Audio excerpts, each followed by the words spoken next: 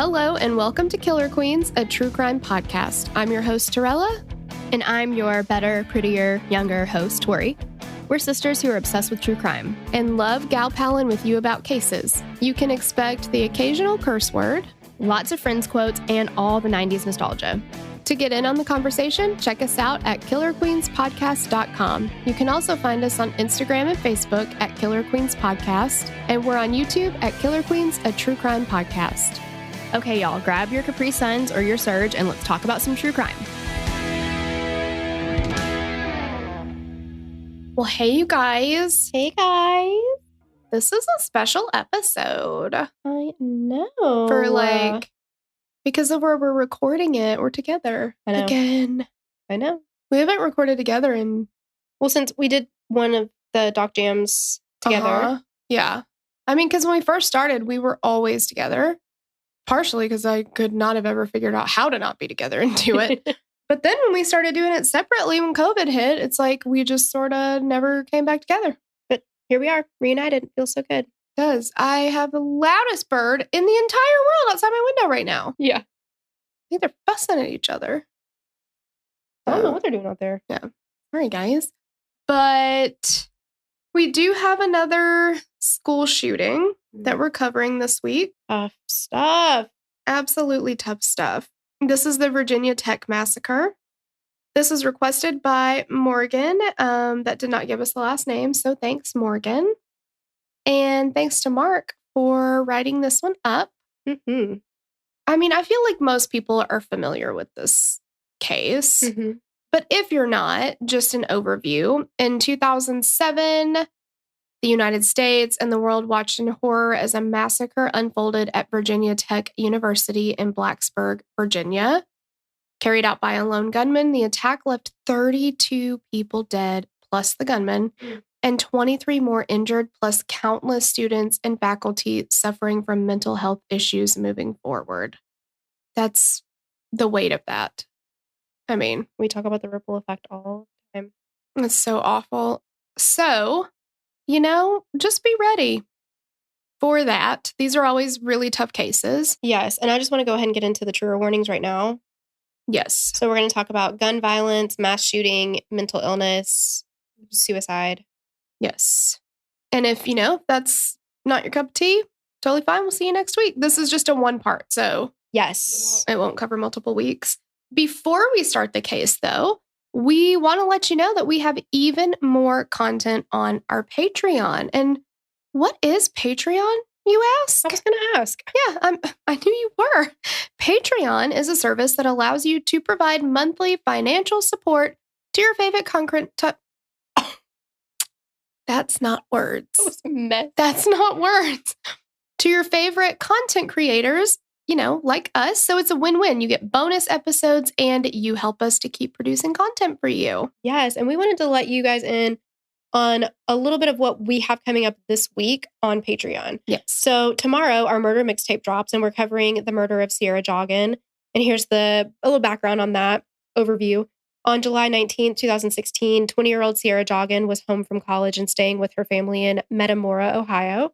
On this particular Tuesday, she set off on her bike to ride 7.5 miles home from her boyfriend's house, but she never made it home. And then after 3 days of searching, investigators finally located Sierra's body buried in a nearby cornfield. A Metamora man was responsible for her murder. Several years before, he'd attempted an abduction of another young woman on her bike and was sentenced to 10 years in prison, but he only served 3. Sierra's family, understandably, obviously, was devastated to learn that their daughter's life had been brutally cut short by a repeat violent offender who was living nearby and nobody knew it. Yeah, if you want to hear us scream about these types of crimes and being let out early for good behavior, then you definitely want to check that episode out. Yes. There's a lot of anger there. Prep your windows. Exactly. On Friday, we're dropping our 3rd installment of the current docuseries we're covering on Doc Jam. So that's just our show where we go episode by episode on different docuseries. Right now, we're in the middle of Heist, which tells the story of ordinary people who almost got away with extraordinary heists. And this week is part 1 of the money plane heist. Bless him. A man enlists his friends and family to steal $80 million from an unguarded plane warehouse in the airport. No guarding whatsoever. And God forbid these men get hot in the warehouse, so the windows are open, and they just walk up and steal a bunch of money. But you guys, it goes off the rails. In a big way. In a big way. So definitely check that out. And then we have one other episode coming out this week. Yeah. Sunday, we drop our weekly catch-up episode. We lovingly call it the T to the fourth power Y. Written out, it looks like titty. Yep. We just gab about life, what's going on, talk about fun stuff. What we're watching, what we're doing. Yeah. All kinds of stuff. We our have favorite Oreos. Yeah, we have one entire episode about Cracker Barrel dressings. Yes. So that one was near and dear to my heart. It really was. And actually I thought people were going to quit this show after this. And people were like, I loved it. So, you just never know what we're going to talk about there. It's just whatever comes up in the moment. So head to patreon.com/killerqueenspod to join.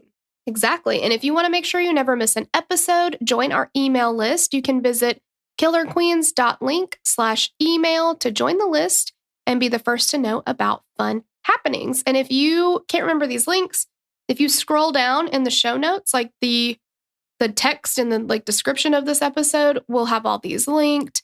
And you can also see all of our coupon codes from our sponsors this week. If you happen to be somebody who skips the ads, but you still want to know what the coupons are, scroll on down. They'll be right there. Yeah. Easy peasy. So I think now's the time. Let's do it. Yeah. Around 3.5 to 4 hours west of Richmond, Virginia, maybe a half hour from the West Virginia border, lies Blacksburg, Virginia. With a population of around 45,000, according to the 2020 census, Blacksburg is the birthplace of serial killer Henry Lee Lucas. Man, I miss talking about him. Would we call him a serial killer? I know. I was going to say serial killer, like air quote, maybe. Yeah, I don't know. I mean, who are we asking? Him or... Yeah, exactly. Because he did walk to Japan and killed people there. Fire tools. Ropes. Bare hands, his feet. Yeah. Exactly. We did cover the Confession Killer. That was one of our first stock jams that we did. But yeah, that one's up. That one's up for debate. Also located in Blacksburg is Virginia Tech University, formerly Virginia Polytechnic Institute and State University. And while Virginia Tech's main campus is in Blacksburg, it also operates campuses in the Dominican Republic and Switzerland. Through its Corps of Cadets ROTC program, Virginia Tech is also considered a senior military college. Like, I wasn't expecting that. No, but there it is. Yeah. Their school mascot is literally just a turkey that they called Hokey Bird. Student athletes there compete in Division I, which is the highest level sports in the Atlantic Coast Conference. Several athletes have come out of Virginia Tech and gone on to play in various professional sports leagues, including the NFL, NBA, and MLB. Virginia Tech is home to several research institutes and operates a research portfolio of over $520 million. And it's considered an R1 doctoral university, which is very high research activity. Virginia Tech is the top employer in Blacksburg with over 5,000 employees. I literally, before this episode, I did not know any of this stuff about Virginia Tech. Same. I've been there once for... To use their bathrooms. Yeah. There was a UT game against Virginia Tech, but they played it at... I was remembering Virginia Tech, but they played it at the Speedway, NASCAR. It was like a NASCAR thing, I can't remember what it was called, but it was in Johnson City or something. Okay, I know what you're talking about though. Yeah, I don't remember. Yeah. Anything about it. I remember that though. Yeah. Yeah. It was a wild weekend. Okay, the thing is though, we're not just here to talk about the history of Blacksburg, Virginia Tech, that kind of thing. You know from the title what we're going to talk about. So on April 16th, 2007, 15 years ago, a gunman killed 32 people and wounded 17 others before killing himself. It is, to this date, the largest school shooting in U.S. history, followed by the Sandy Hook Massacre. And only the Orlando nightclub and Las Vegas shootings have more casualties, with 49 being from Orlando and 60 from Las Vegas. Yeah, and at the time, of course, it's just awful to have to be at the time, right, was the largest, because that obviously implies or says that, but wait, there's more. Exactly. Oh, it's awful. Okay, so now we're going to talk about the gunman. And we're not going to give his name a lot of importance here. So, born on January 18th, 1984 in Asan, South Korea, his family migrated to the U.S. when he was 8 years old. His parents came to the U.S. for the same reason that many do, to give their 3 children opportunities they didn't have in their homeland, a better education and a shot at a better quality of life. Initially, they lived in Detroit, but moved to the Washington metropolitan area after they learned that it had one of the largest South Korean communities in the U.S. Eventually, they settled in Centerville, Virginia, in Fairfax County, and became permanent residents of the U.S. as South Korean nationals. They joined a local Christian church, and the gunman himself was raised in the church, although after the massacre, a note was discovered that contained writing in which he, quote, rallied against his parents' strong Christian faith. The family opened a dry cleaning business in Centerville and tried to live a simple life, chasing the American dream. Taking a dive into the killer's past reveals a strong history of mental illness. Before the family came to the U.S., some members of the family in South Korea said that he did act differently from other kids. They thought that he was selectively mute, choosing sometimes to just not talk. They suspected that he had a mental disability and learned at a slower pace. His grandfather said that he never made eye contact or called him grandfather. He would never move to embrace anyone. Like, it's more than just being shy, which I think a lot of people very early on thought that that's what it was. He's shy, he'll grow out of it. Because I know they said his dad was kind of that way too, but he grew out of it. But this is like he's like never made eye contact with anybody, even people in his family. Well, see, and I mean, I'm thinking about it, I guess, because I was painfully shy and I grew out of it.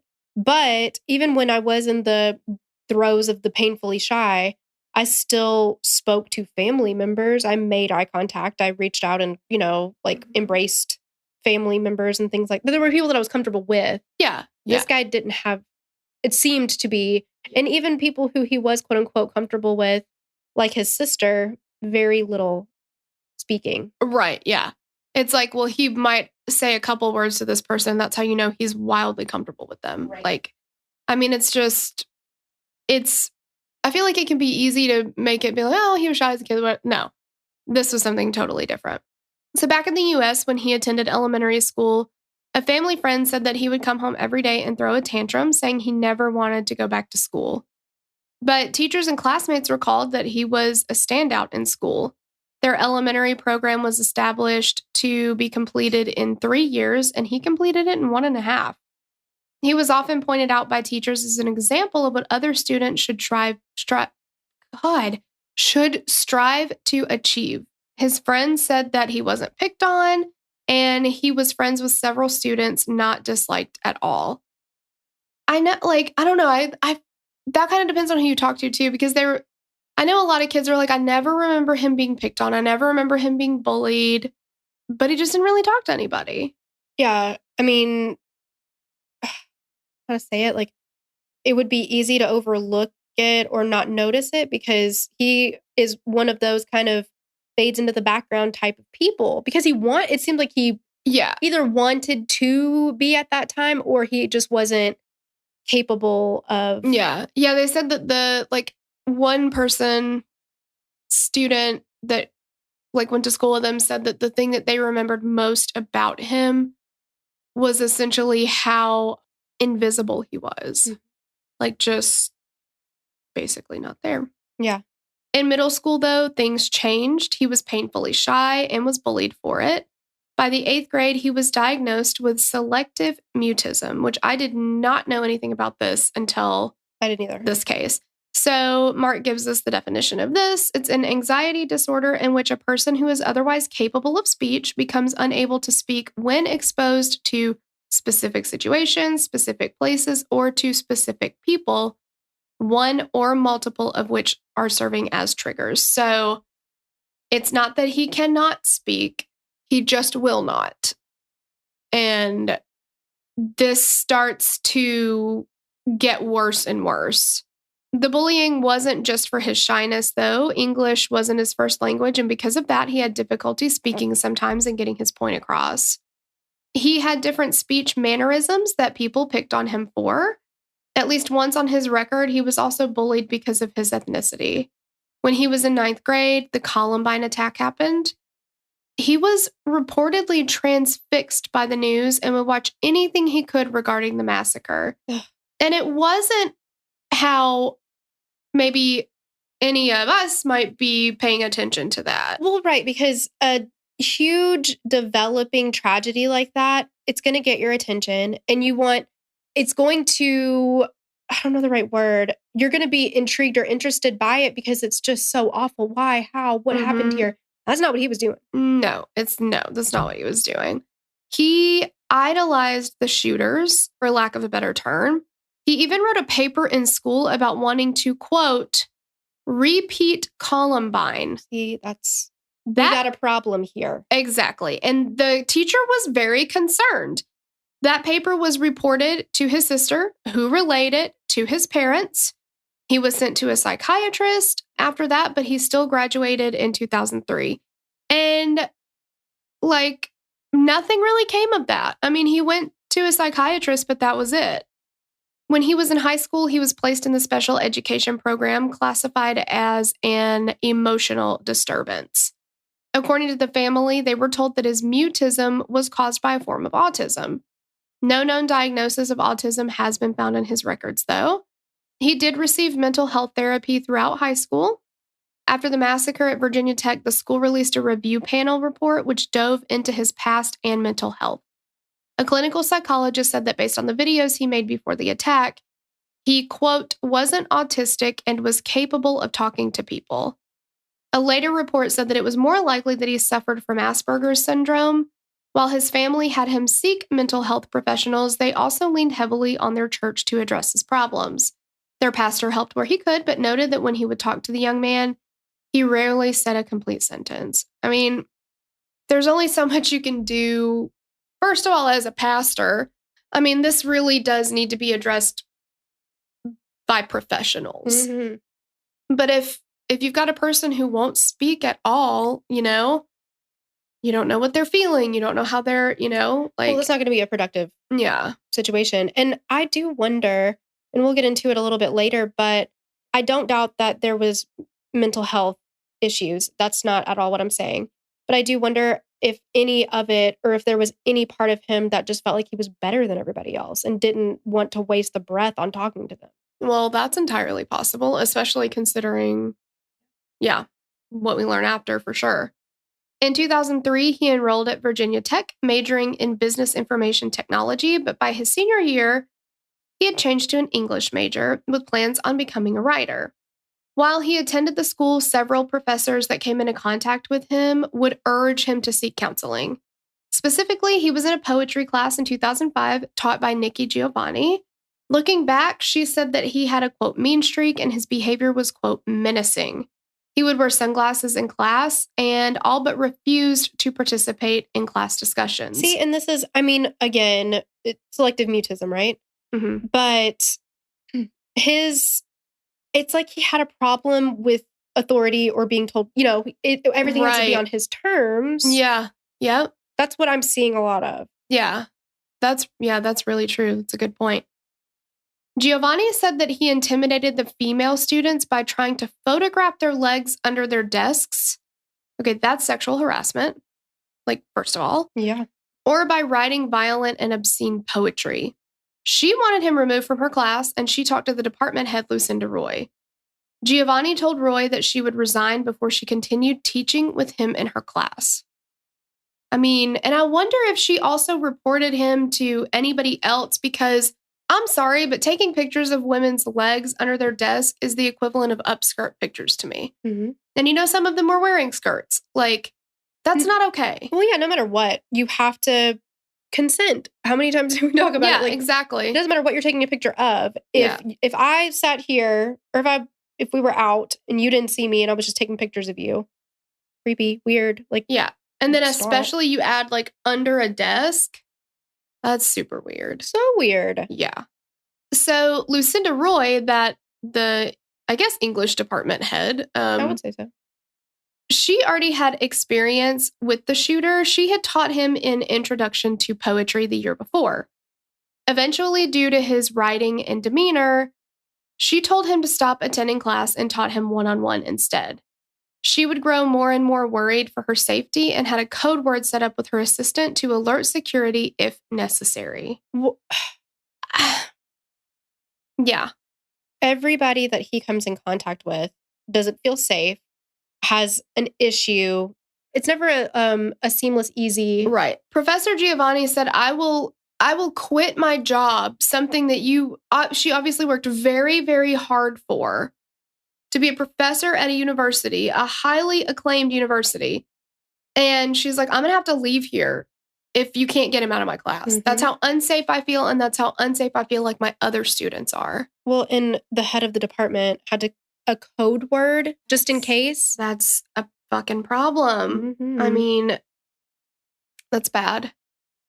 After the massacre occurred, Giovanni said that she, quote, knew when it happened that that's probably who it was, and she would have been shocked if it wasn't him.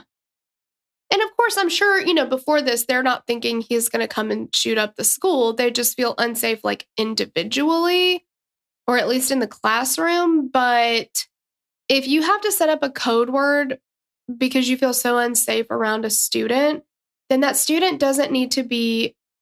Something needs to happen. I don't know exactly what the answer is, but people aren't safe around him. Well, and obviously, people walking up to him and begging him to seek counseling is not the answer because it's not working. Right. Yeah, and we'll find out that nobody, follows up on that kind of stuff anyway. Like, it just, slipped through the cracks for sure. Unsurprisingly, students also reported that he was pretty odd. I'm sure. Yeah. During one English class on the first day, there was a sign-in sheet for the students to sign, and he signed his name as a question mark. From there, he was known as the question mark kid.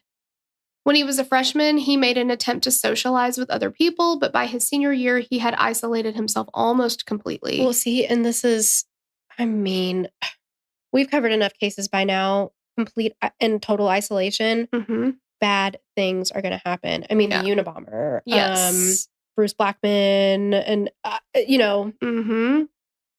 Okay, so he had told everyone at one point that he had a girlfriend named Jelly, but he told them this was an imaginary girlfriend. Where'd she live? Oh, I forget. Where does she live? Space. She's from space. Oh, that's right. She's from space. That's right. Yeah. I thought it was interesting that, so he's telling this to his roommate, and they were drinking, and is this his first encounter drinking? Like, I know he wasn't going to frat parties and stuff like that. Well, yeah, I don't think anybody referred to him as like a partier. Yeah, but his roommate, Andy, had invited him to a party. Very nice of Andy to do. That's what I thought. And so he went, and that's when he's like, yeah, I have this imaginary girlfriend named Jelly, and she lives in space. Mm-hmm. And she's a supermodel. Yeah. And his name was Spanky.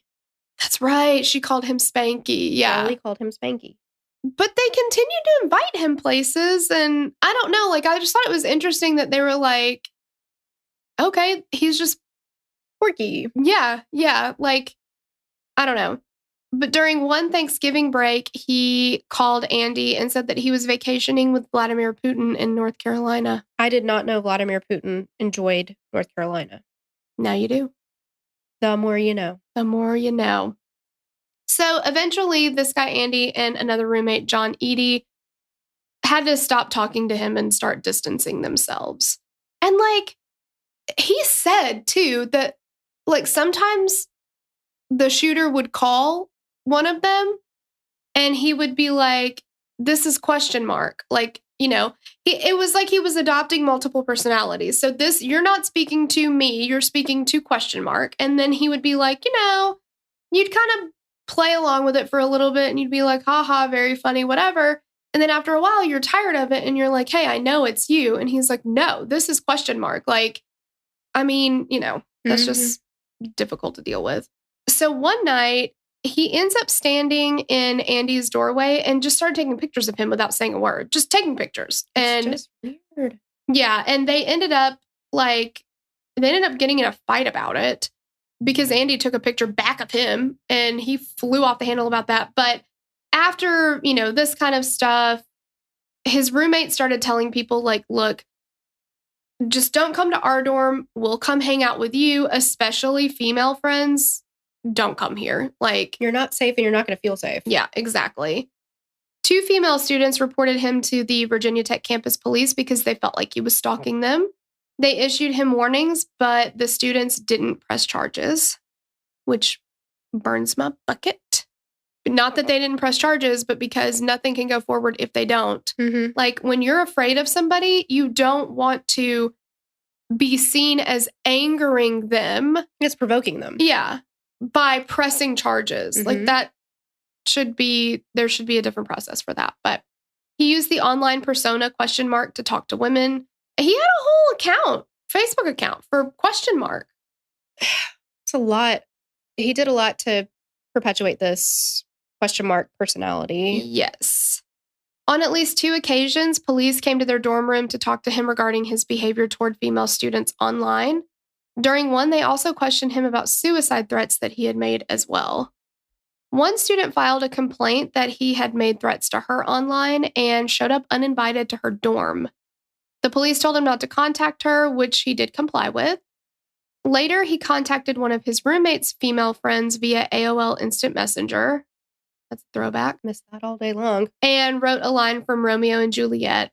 Initially, she wrote it off, but Andy reached out to her and was like, I think this guy is dangerous. He might be schizophrenic, but he has some violent tendencies. Like, you definitely need to watch out. So she contacted campus police and they told him to stop contact with her as well. Later that day, he emailed his roommate and said that, quote, he might as well kill himself. Andy contacted his roommate's dad and told him about the suicide threat. They both contacted campus police, who went back to the dorm room.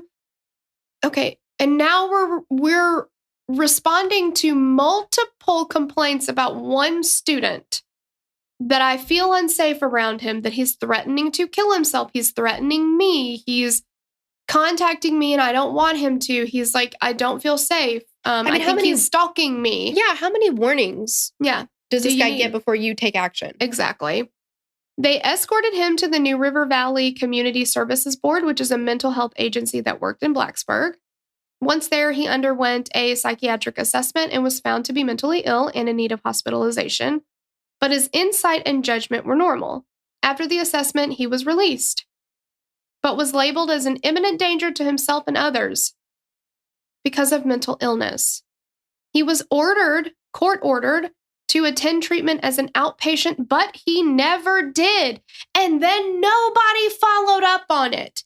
No court officials, nobody in the hospital, no Virginia Tech official, nobody. He was court ordered, and in his record says he's an imminent danger to him or others.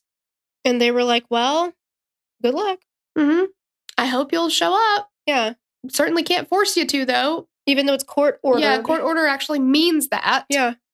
But he'll probably go, I mean. Yeah. He didn't go. Yeah.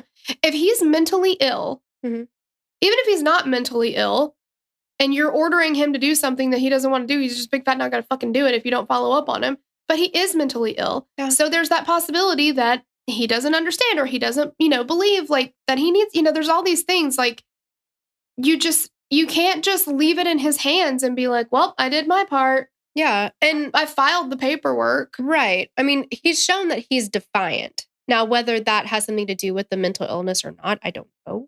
Mm-hmm. But that kind of behavior doesn't say to me that he's going to comply if nobody's going to make him.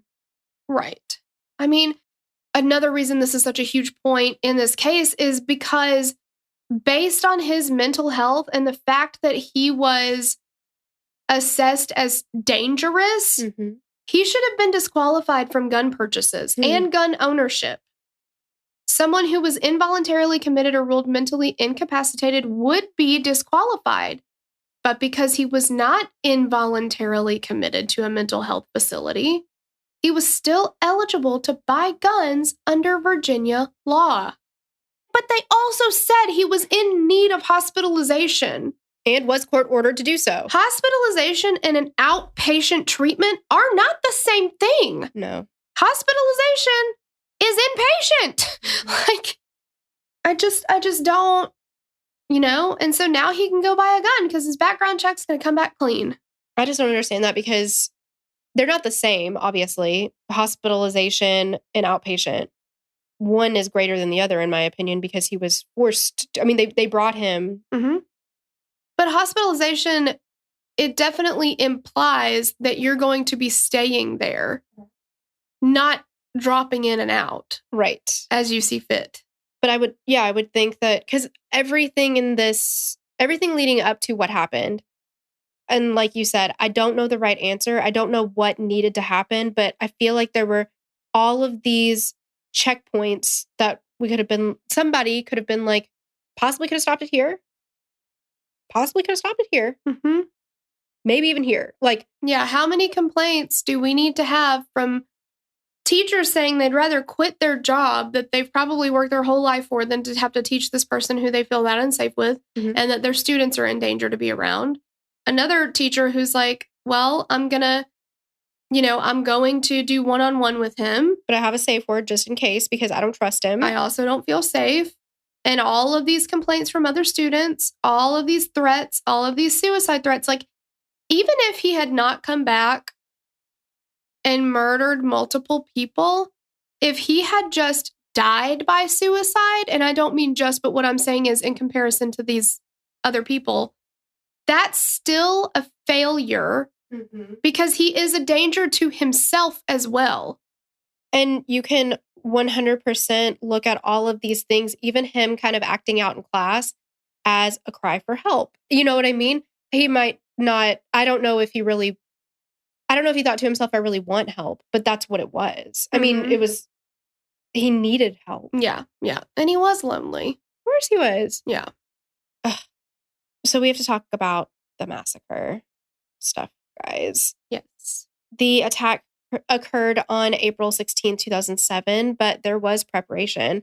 February 2007, he ordered a handgun online, a Walther P22 .22 caliber handgun, which he picked up a few days later.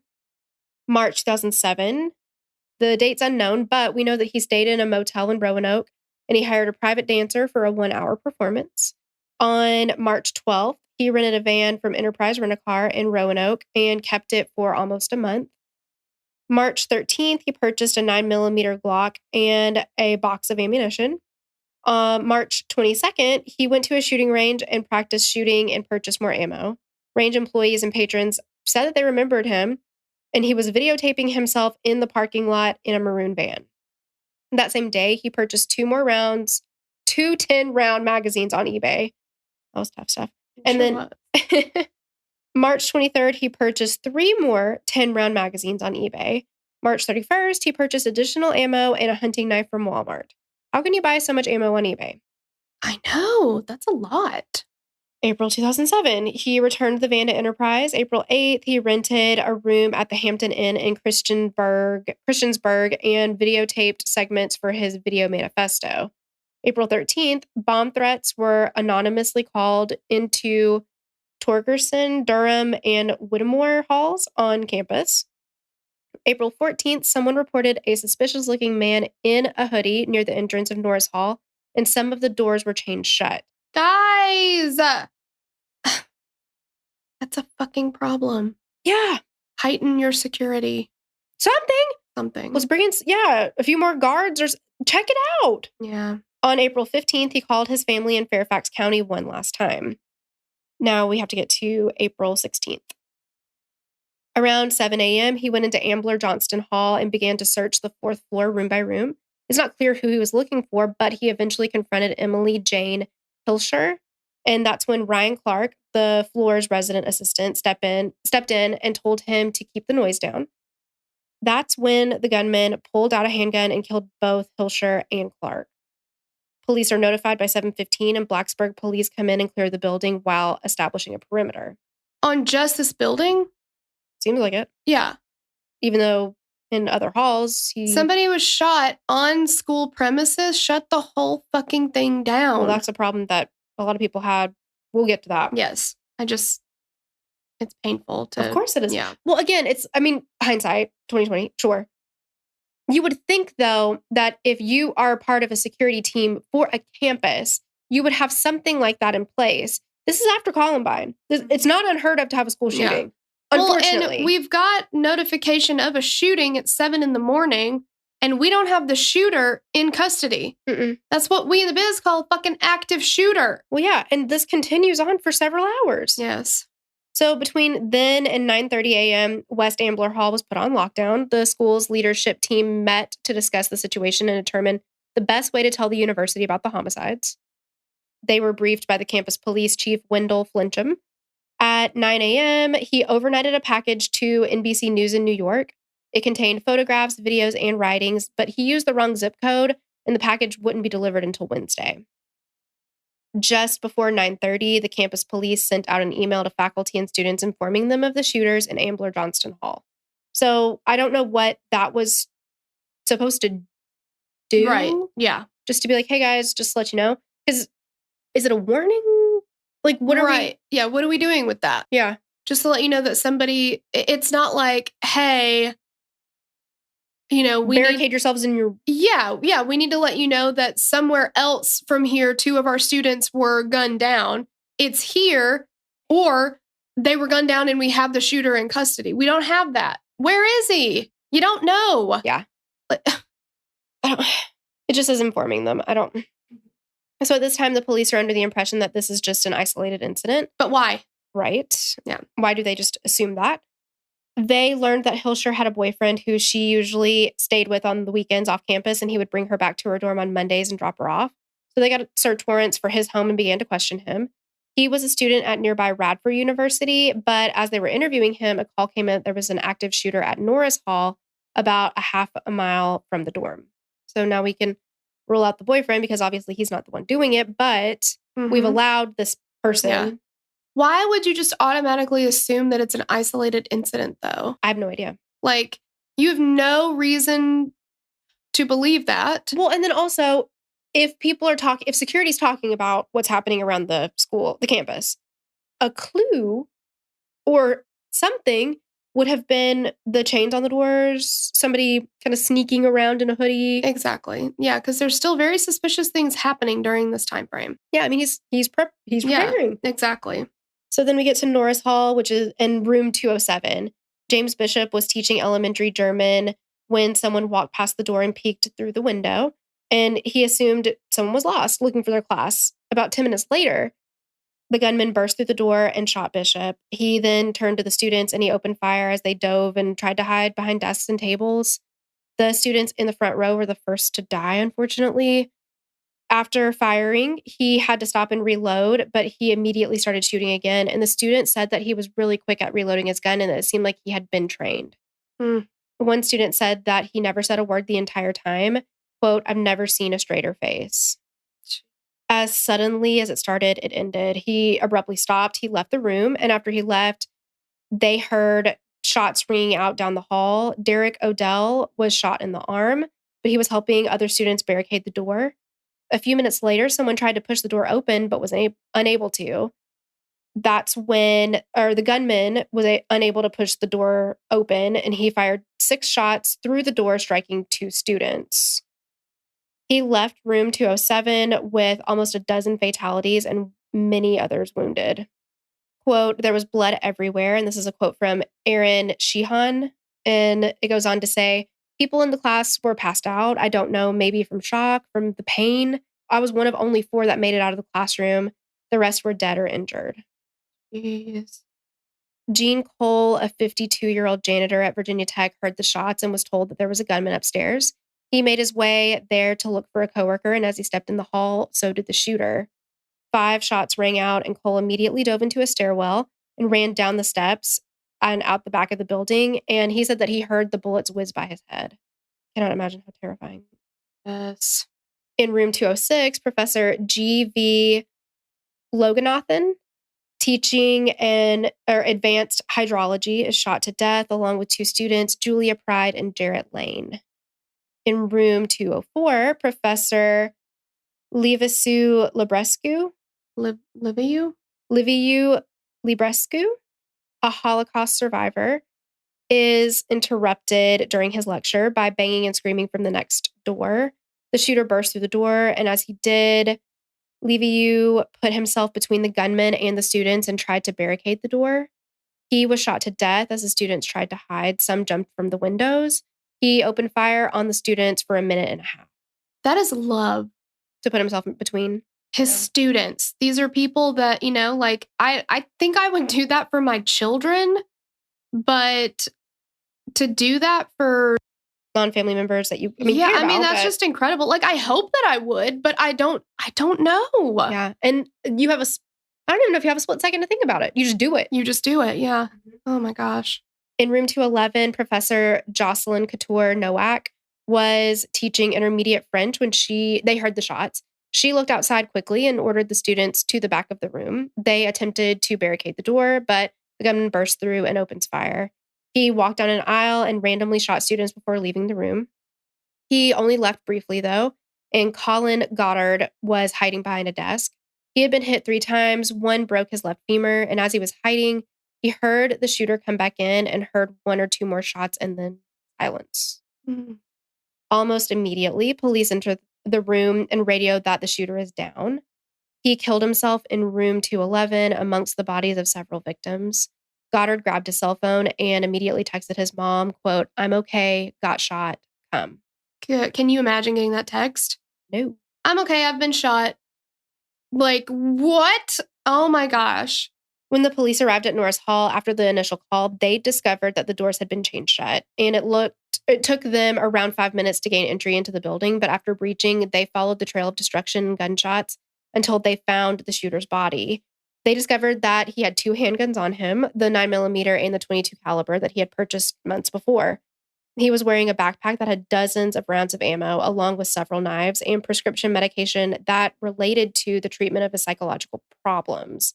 There was also a note that was said to contain countless obscenities and angry condemnation of, quote, rich kids, which there was there was an interview with one of the students at Virginia Tech, and he was like, this is not a school for... This isn't Princeton. Yeah, we're not just riding around in like Rolls Royces and just drinking ourselves, partying with our parents' money. Like, this is not... Who is he talking about when he says this? Right. Around 9:50 a.m., an email goes out to every Virginia Tech email address saying, quote, "A gunman is loose on campus. Stay in buildings until further notice. Stay away from all windows." Is email... I'm sorry. Just wondering. Maybe there's not another protocol for this. If you're in class, you're not checking your email. You can't. I mean, you shouldn't be. So is there no loudspeaker or something that can like interrupt all things and be like, there is a shooter, active shooter, hide? Like... Yeah, I have no idea. Because sending an email out to everybody. Yeah. I mean, okay, 2007. Phones are not like they are now. Right. I get notifications when I get an email. Did they get them back? Like... Not unless you had a BlackBerry. Tell me about it. Oh my gosh, I know. And a phone charm. Right. And back then, 2007, so let's see. I guess I'm thinking... The only movie that I can think of around that time where I remember somebody bringing like a laptop to class in college was Legally Blonde. Mm-hmm. But was that like when you went to school, did you have a laptop with you? Absolutely not. Yeah. So like, how would you check email? Exactly. Yeah. In class. Exactly. You couldn't. So what does that do? Like, are colleges not equipped with loudspeakers like other schools are? I mean, you would think you would have that ability. Right. I mean, I don't know. I have no idea. No idea. Or some kind of alarm. There's a fire alarm. Code, whatever. Like, yeah. Yeah, a bomb threat. Like, what? Let's do an alarm so that people know that there's something happening. But, like, sending an email? Yep. I know. It doesn't seem like it's enough or the right way to have handled that. But an Asian American student who worked as a photographer for the student paper was outside of Norris Hall taking pictures, and he was arrested because he'd matched the description of the shooter, which was a, quote, "an Asian American in a blue jacket." He was photographed laying face down in handcuffs, but he would be released a few hours later after it was determined that he wasn't involved. That's got to be on top of the shootings, now he's being arrested. Yeah. Yeah. Paramedics are on scene, triaging and working on getting people to the hospitals. But one roadblock is that all medical helicopters have been grounded. So there was a nor'easter over the weekend, which is a bad storm in the Northeast. I had to look that up because I was watching American Horror Story. I heard the term nor'easter, never heard it. Uh-huh. And there were still extremely high winds making air transport impossible. It's like all of these things came together to make this so difficult. Right. Yeah. When all the shooting stopped, there were 32 casualties plus the shooter. There was an additional 23 that survived, 17 of which were caused by gunfire. Back in South Korea, although the shooter and his family had left years ago, the country and its citizens still felt a great sense of public shame. A candlelight vigil was held outside of the U.S. Embassy in Seoul. The government convened an emergency meeting to consider possible ramifications. On April 20th, the gunman's family released a statement written by his older sister. The statement was one of grief, sorrow, and an apology. She said, quote, "He has made the world weep. We are living a nightmare. Our family is so very sorry for my brother's unspeakable actions. It is a terrible tragedy for all of us. We pray for their families and loved ones who are experiencing so much excruciating grief. And we pray for those who were injured and for those whose lives are changed forever because of what they witnessed and experienced. Each of these people had so much love, talent, and gifts to offer, and their lives were cut short by a horrible and senseless act." I can't imagine the sense of responsibility that you would feel for something like that a family member does that you have obviously no control over, but oh my gosh. Well, and I feel for everybody in this whole situation because there's so many victims. But it didn't occur to me until we started doing this podcast how difficult it must be to be the family of the perpetrator, of the shooter, of the whatever, because everybody's looking to you. The whole entire world sometimes is looking to you being like, what happened? We need answers. Exactly. Also, didn't his sister go to Princeton? I think she did. Because who he's angriest at? Yeah, people said too, they're like, he wasn't an incredibly wealthy kid, but he certainly was also not poor. But he has a lot of anger towards people who he perceives to be, quote, rich kids. Yeah. I don't know. It just doesn't make any sense. Yeah. After the shooting, the university's handling of the situation came under fire, which we've come under fire from us too. They were criticized for not putting the entire school into lockdown after the initial double homicide. You damn right. Yeah. They were also called out about letting the shooter fall through the cracks when they knew about his numerous incidents and inappropriate behavior with female students and mental health situation. Right. The campus workers who would be the ones to help him with his mental health were never informed about his stay in the mental facility and never followed up with him. Parents were furious that no one was being held accountable for the massacre, asking during a call with the governor's office, quote, "Can you explain how 32 people were killed and no one has been fired? No one has been held accountable at the university." I mean, there are no words for that. Not one person followed up on anything. Whose responsibility is it once a court order is issued? Yeah. To verify that the court order has been carried out. Yes, has been carried. At the very least. Why give one if you don't give a shit if it happens or not? Exactly. Well, put my stamp on it, did my job, done. And I am completely aware of the fact that people make mistakes, right? We're human. It happens.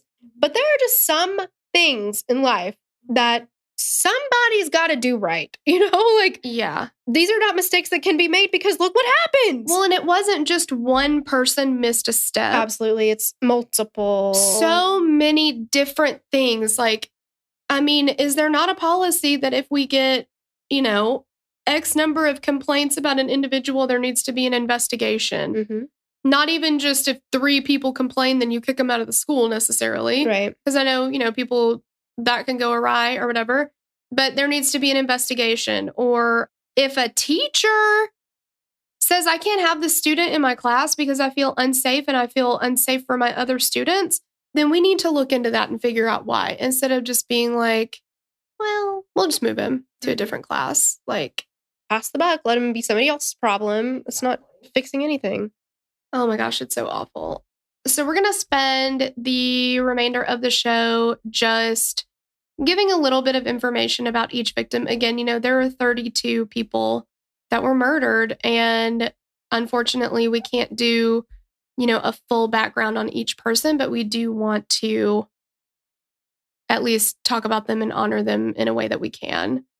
Jamie Bishop, 35, was a German instructor teaching in a classroom in Norris Hall before he was killed.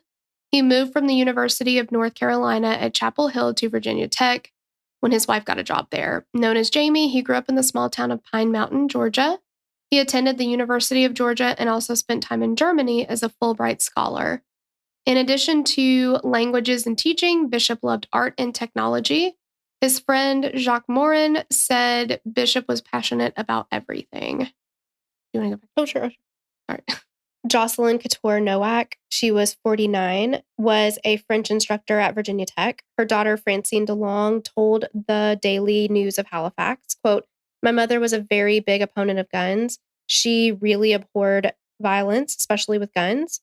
I definitely could see her fighting to the end." Kevin Granada, 45, was a professor of engineering science and mechanics. He'd served in the military and later conducted orthopedic research in hospitals before coming to Virginia Tech. He and his students researched muscle and reflex response to robotics. Ishwar Puri, head of the school's engineering science and mechanics department, says Granada was one of the top 5 biomechanics researchers in the country and was working on movement I'm not a top biomechanic researcher in the country. Was working on movement dynamics in cerebral palsy. Liviu Librescu, 76, was an engineering, science, and mathematics lecturer. He was also among the victims at Norris Hall. Students say Librescu tried to keep the gunman from entering the room so that others could jump out the windows to save themselves. Born and educated in Romania, Librescu was internationally known for his research in aeronautical engineering. He was also a Holocaust survivor. Engineering department head Ishwar Puri said Librescu, who was born in a communist country, had a, quote, great thirst for freedom. Jeez. G.V. Loganathan? Yeah, Loganathan. Okay. G.V. Loganathan was a professor of civil and environmental engineering. He was 53. He was born in southern Indiana and had been a professor at Virginia Tech since 1982. He taught courses in hydraulics, hydrology, and water resources engineering and was a core advisor for undergraduates in the department. His students described him as one of their favorites, and he received several awards for excellence in teaching. On a Virginia Tech website, one colleague described Loganathan as, quote, truly one of the most outstanding classroom educators within the College of Engineering. Ross Alameddine, 20, was a sophomore English major from Saugus, Massachusetts. A memorial page on Facebook describes him as, quote, an intelligent, funny, easygoing guy. Brian Bloom, 25, was working toward a master's degree in water resources, according to the Virginia Tech website. He had received an undergraduate degree from Virginia Tech in civil engineering. On a memorial page on Facebook, Amy Miley of Virginia Tech wrote, quote, Brian was a very happy individual. You couldn't help but smile when you were around him. Let's all shed our tears and smile in his memory. Ryan Clark, 22, was a senior with a triple major in biology, English, and psychology. The native of Columbia County, Georgia, was known by the nickname Stack. Clark was one of the first 2 victims killed at the Virginia Tech campus. He was a student resident advisor at the West Ambler Johnston dormitory, where he was gunned down. Clark was just a month away from graduation. He was active in the school's Marching Virginians band. He had hoped to pursue a doctorate in psychology. Austin Cloyd, 18, was an international studies major from Blacksburg.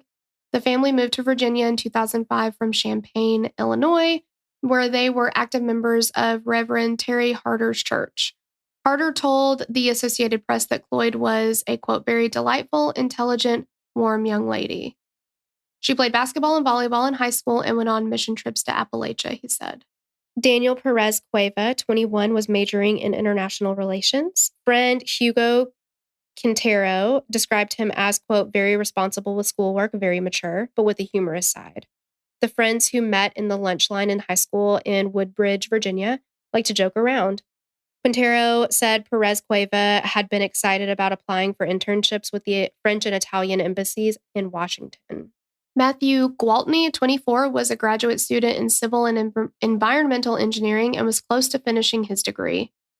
His high school principal, Robert Stansberry, told the Associated Press that Gwaltney had been named, quote, best guy to take home to your parents in high school, where he was also sports editor for the school newspaper. Caitlin Hamarin, 19, was a sophomore majoring in international studies and French. She graduated in 2005 from Minisink Valley High School in Slate Hill, New York, and was a talented musician. Hamarin played the violin and sang. She was also a strong student and wanted to go into international politics. Quote, she actually has been described as someone who was like a magnet for other kids and a role model, always very positive. Students at the high school have talked about Hamarin in their classes, and school officials are trying to do what her father told Murray he wanted them to do, quote, celebrate her. Jeremy Herbstritt was 27 and was a graduate student in civil engineering. Family members said in a statement that he was a good storyteller and a fun-loving person with a great sense of humor. He liked to kayak, run, and hike and loved the outdoors. They also described him as a, quote, bright young man, a hard worker, and a wonderful son and brother. Rachel Hill, 18, a freshman, graduated from Grove Avenue Christian School in Henrico County, Virginia. Her high school superintendent and pastor, Clay Fogler, said in a statement that, quote, the world has lost one of its brightest prospects. He said she was beautiful, intelligent, and a leader, and she had a very close relationship with her parents. Quote, one of her beloved scriptures is Song of Solomon 8:5. Who is this coming up from the wilderness, leaning on her beloved? He said. Quote, Rachel saw herself as one coming out of the wilderness and needing to lean on her Savior more and more. On a memorial page set up on Facebook, Hillary Albert of East Carolina wrote, quote, God wanted another beautiful and perfect angel up there in heaven with him. Emily Hilscher, 19, was a freshman majoring in animal and poultry sciences. A native of Woodville, Virginia, Hilscher was a 2006 graduate of Rappahannock County High School. Sorry if I mispronounced that. She was known around her hometown as an animal lover and had worked at a veterinarian's office there. On a memorial page on Facebook, Lauren Kintner of Virginia Tech recalled, quote, Emily was amazing. She was so filled with life and always had something wonderful to say or was always making me smile. Jarrett Lane, 22, was a senior studying civil engineering. He had been valedictorian of his high school class at Narrows, Virginia. According to Lane's friend, Justin Waldron, the school put up a memorial to Lane that included pictures, musical instruments, and his athletic jerseys. Lane played the trombone, ran track, and played football and basketball. Waldron said in a Facebook entry that Lane was, quote, loved by everyone and hated by none. Matthew Laporte, 20, was a sophomore from Dumont, New Jersey, majoring in university studies. He was a 2005 graduate of Carson Long Military Institute, a private boys' school in New Bloomfield, PA, that offers military training according to its Alumni Association's website. During a graduation speech, he said that the school had changed his life, according to the Associated Press. And I feel like I always like Erie, PA. Yeah. Henry J. Lee, 20, was a freshman majoring in computer engineering. He attended William Fleming High School in Roanoke, Virginia. His principal, Susan Willis, said Lee came to the United States from China in elementary school and didn't speak English. He changed his name from Hen to Henry when he became a U.S. citizen last year. Lee, who was the salutatorian of the class, was reluctant to speak at his graduation in June because he was nervous about talking in front of thousands of people, but he eventually agreed, and Willis said it was, quote, a proud moment for him. Teachers at William Fleming High who saw Lee over Christmas break said that he was smiling and upbeat about his future at Virginia Tech. Pardahi Lumbentoruan, 34, I'm so sorry because I know I didn't pronounce that correctly, was a civil engineering doctoral student from Indonesia. His family told the Associated Press he wanted to become a teacher in the United States, and they sold property and cars to pay his tuition. Well, we tried everything to completely finance his studies in the United States, said his father. We only wanted him to succeed in his studies, but he met a tragic fate. Lauren McCain, 20, was an international studies major. On her MySpace page, she said Jesus Christ was the love of her life. Leonard Riley, a former pastor at her church, told the Virginian Pilot he has known the family for about 10 years. Quote, "You meet a lot of young people in your life, but not a lot will make the impression that Lauren did. To know her was to love her. She was always ready and willing to do something for someone." Daniel O'Neill, 22, was an engineering graduate student from Lincoln, Rhode Island. His friend Steve Crevero told the Associated Press that O'Neill was a hard worker and someone who never got into trouble. Quote, "He loved his family. He was pretty much destined to be extremely successful. He just didn't deserve to have happen what happened." O'Neill also played guitar and wrote songs that he recorded and posted on his website. Juan Ramon Ortiz, 26, a graduate student studying civil engineering, was from Puerto Rico. Quote, "He was an extraordinary son, what any father would have wanted." Ortiz's father, also named Juan Ramon Ortiz, told the Associated Press.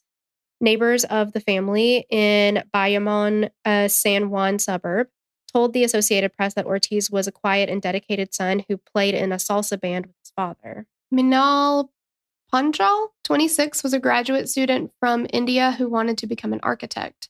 A friend told the Associated Press that Panchal was thrilled when she was admitted to Virginia Tech last year. Quote, "She was a brilliant student and very hardworking. She was focused on getting her degree and doing well." Erin Peterson, 18, was a freshman majoring in international studies. She had been a basketball standout at Westfield High School in Chantilly, Virginia, and was inducted into the National Honor Society as a high school senior in 2005. Peterson's high school basketball coach, Pat Deegan, said she was a good student and an excellent athlete who, quote, "made it her business to make everyone around her a better person." He said members of the basketball team shared anecdotes about how Peterson reached out when they were new to the school or nervous about playing their first varsity game. Peterson played on the varsity team for 3 years and was captain her senior year. She attended the same high school as the gunman. Michael Pohl Jr., 23, was a biology major close to graduating Virginia Tech. Pohl had played football and lacrosse while attending Hunterton Central Regional High School. Quote, "He was a great all-around kid, and it's just tragic that his life was cut so short in such a senseless act of violence," his high school principal, Craig Blanton, told the Star-Ledger of Newark. Julia Pride, 23, was a graduate student from Middleton, New Jersey. She had been in G.V. Loganathan's advanced hydrology class when she was killed. Her advisor, Mary Lee Wolf, told the Asbury Park Press. Wolf, a professor of biological systems at Virginia Tech, said Pride graduated with a bachelor's degree in biological systems engineering last spring. Quote, "She always tried to make a difference herself rather than try to ask someone else to do something." Mary Reed, 19, was a freshman from Annandale, Virginia. She hadn't yet picked a major at Virginia Tech. Quote, "I think she wanted to try to spread her wings," her aunt, Karen Kuppinger, told the Associated Press. Reed, who was a part of an Air Force family, was born in South Korea and had also lived in Texas and California. Rima Samaha, 18, was a freshman from a close-knit Centerville, Virginia family of Lebanese descent. She loved acting, dance, and drama and was studying French, said Luann McNabb, a family friend. Samaha was close to her older brother and sister, and her family traveled to Beirut to visit her mother's family almost every summer. Rima attended the same high school as Erin Peterson and the gunman. Walid Shalan, 32, was a doctoral student in civil engineering. He had begun attending Virginia Tech in the fall of 2006. He'd been married for 3 years and had a 1-year-old son. His roommate, Fahad Pasha, said on the association's website that Shalan was planning to bring his family to Virginia soon. Quote, "He was the simplest and nicest guy I ever knew. We would be studying for our exams and he would go buy a cake and make tea for us," he said. Leslie Sherman, 20, was a sophomore majoring in history and international relations. She graduated in 2005 from West Springfield High School in Springfield, Virginia. Her friend Buddy Miller, also a sophomore at Virginia Tech, said Sherman wanted to join the Peace Corps after college. Sherman loved the Russian language and Russian history, Miller said. He described her as someone who was always happy and optimistic. Maxine Turner, 22, was majoring in chemical engineering. She was also a mentor to fellow chemical engineering student Beth Fairchild. They were both members of an engineering sorority, Alpha Omega Epsilon, and shared a love of Taekwondo. Fairchild writes this about her sorority big sister. Quote, "Max was, if anything, a great friend. She'd always be there for you through the good times and bad and was only a call away. She was very peace-loving and friendly, which only accentuates the horrible tragedy that befell her. Nicole White, 20, was a junior majoring in international studies. Chance Hellman, who graduated with White from Smithfield High School in Virginia and attends Virginia Tech, told the Daily Press of Hampton Roads that White worked cleaning stables and caring for horses at a barn in high school. She was known for loving animals and worked summers as a lifeguard. While these are the people who lost their lives that day, there were countless other victims. Some were also shot that day and made a recovery. Many who were there that day still carry psychological wounds, and they work daily to overcome the obstacles from that and recover. Many survivors have expressed survivor's guilt and question why they're still here while so many lost their lives that day. After the massacre, then President George Bush said, quote, "Schools should be places of safety and sanctuary and learning. When that sanctuary is violated, the impact is felt in every American classroom and every American community." I basically did the thing that I do when I'm getting a pedicure and they're rubbing my feet. Try not to laugh and be too... So I'm just like trying, like I was trying to, and I hope this doesn't sound awful, but I was trying to read it, but not focus on it because there were so many times that I was like, I'm about to lose my shit. Yeah. Like I'm about to lose it. Make the tears get back in your eyeballs. Yes. Like I have to get through this because there's 32 names. I mean, and you want to give every single one of them something. It's just attention and honor them as much as we can. It's just so tragic and so senseless and and so preventable. I'm sorry, but preventable. I mean, I think that a lot of systems failed. Which in turn failed so many people. Yes. I hope that after something like this, because the thing is, and this is going to sound maybe morbid, I wish it was different, but as far as I can tell, shootings are not going to stop. People, right. It's just going to be a thing that people do. Yeah. I hope that at the very, very least, we can learn something and we can say, okay, after the first two, lock the entire campus down. Put it all on lockdown. But let's say before that, let's look into a court-ordered outpatient mental health facility stay or whatever. Yeah. And when there's a court order, somebody needs to follow up on that. Yeah. Because the court order means you have to. Yeah. I mean, that's social workers follow up on stuff like that all of the time. Yeah. I mean, if I tell my kid, you have to clean your room, am I just going to assume he did it? Well, yeah, and never check and just, not. Like, well, he was up in his room for an hour. I'm sure he did it. Yeah, I'm sure he wasn't writing all over the walls with a crayon. Yeah, exactly. Yeah. Now I'm going to check. Yeah. I mean, come on. Yeah. Again, what is the point of a court order if you don't give a shit if it's going to be fulfilled or not? It just doesn't make any sense. Carry it out. Exactly. There are so many things. And again, I think that it's important to say for us, like, we don't know what the answer is here. Right. But this isn't good enough and it needs to change. No. Somebody who is more knowledgeable and well equipped to answer that question. Yeah, there wasn't just one ball dropped is the thing. That was every ball was dropped. Yeah. And there were many. Ball pit of balls dropped. Yes. It was a whole ball pit. Yes. Yeah. It was terrible. Ugh. Okay. Well, that's it, guys. We love you. If you made it to the end, God bless you. You're a trooper. And, don't forget to check out our other Patreon shows this week. Definitely check out the Doc Jam this week if you need something to uplift you, because that one, nobody dies. So no. Nice. And it's episode 3. So with those, it's every 2 episodes is a separate case. So we'll be starting. Yeah, it'll be, its own, the first episode of that case. Yeah. Thank you guys so much. We love you. We love you. Bye. Bye. We'd love to hear your thoughts on this case. Connect with us on Instagram or Facebook to continue the conversation. Thanks for listening, and we will meet you back here next week. Bye!